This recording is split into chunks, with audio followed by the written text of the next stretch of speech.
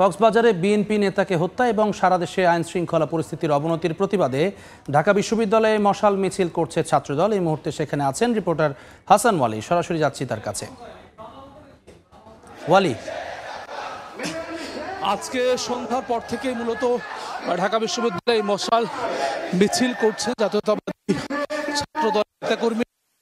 কক্সবাজারে নেতাকে হত্যার প্রতিবাদ এবং সারা দেশে যে আইন শৃঙ্খলা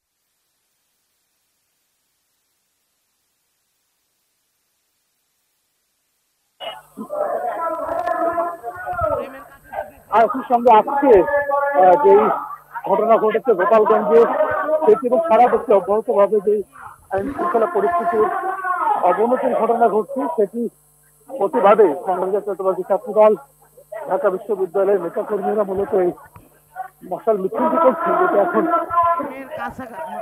লাইব্রেরির সামনে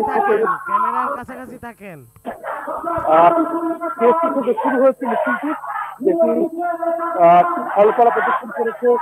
এখন লাইব্রেরির সামনে থেকে শেষ করে আবারও পিএসসি অর্থাৎ রাজু ভাস্কর্যে যে আসলে বিক্ষোভ যে মিছিলটা আসছে, যে মশাল মিছিল, সেটি শেষ হবে।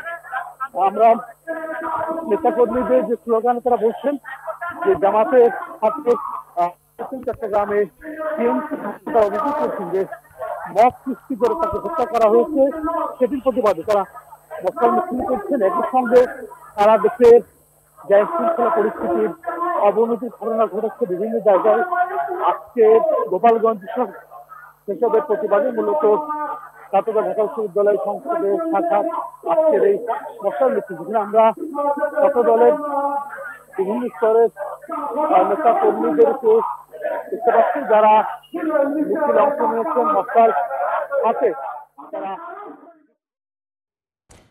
ঢাকা বিশ্ববিদ্যালয় এলাকায় ছাত্রদলের মশাল মিছিলের খবর জানাচ্ছিলেন সহকর্মী হাসান ওয়ালি।